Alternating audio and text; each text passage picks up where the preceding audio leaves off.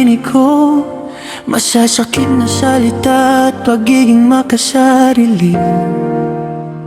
Naging sugat na hindi mapawi, tahimik kang umiyak habang wala akong pag-unawa kung gaano kalaki ang puso mo. Nanatili ka kahit sugatan ng todo. Patawarin mo ako sa pananakit sa'yo. Unti-unting winasak ang puso mo, pero nananatili ka pa rin sa tabi ko. Kahit hindi pa naghihilom ang sugat mo, takot akong mawala ka sa akin dahil walang kasing totoo ng pagmamahal mo. Ngayon ang pagsisisi patuloy akong hinahabol, dahil ang taong pinakanasaktan ko ay siya rin taong pinakanagmahal sa akin. Dati akala ko ayos lang ang lahat, hanggang sa mapansing palagi ka palang sugatan. Masyado ako nalunod sa galit at yabang, habang ikaw ay nananatili kahit magulo ang damdamin. Tahimik ka pero puno pala ng sakit, peking ngiti.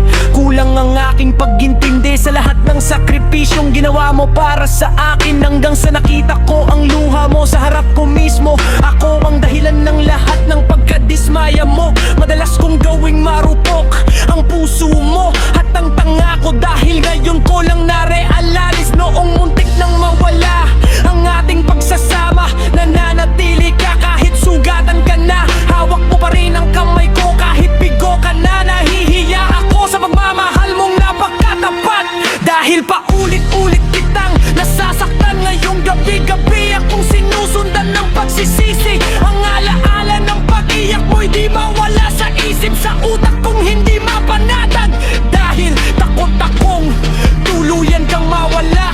Kung may natitira pang pagkakataon, hayaan mong ayusin ko ang lahat ng sugat. Hindi lang mga pangakong madaling mawala, kundi patunay na gusto kong magbago araw-araw.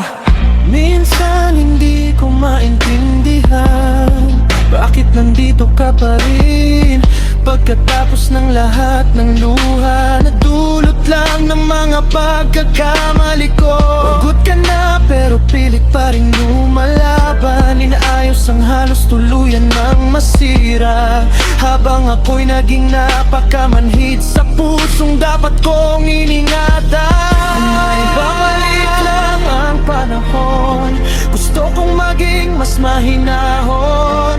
Yakapin ka nang hindi nananakit at talagaan ka ng buong puso.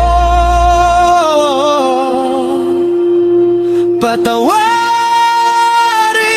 mo ang lahat ng kasalanan ko na nagdulot sa'yo ng lungkot at sakit. Ngayon natututo na akong magbago, dahil ang pagkaganda ng pagmamahal mo.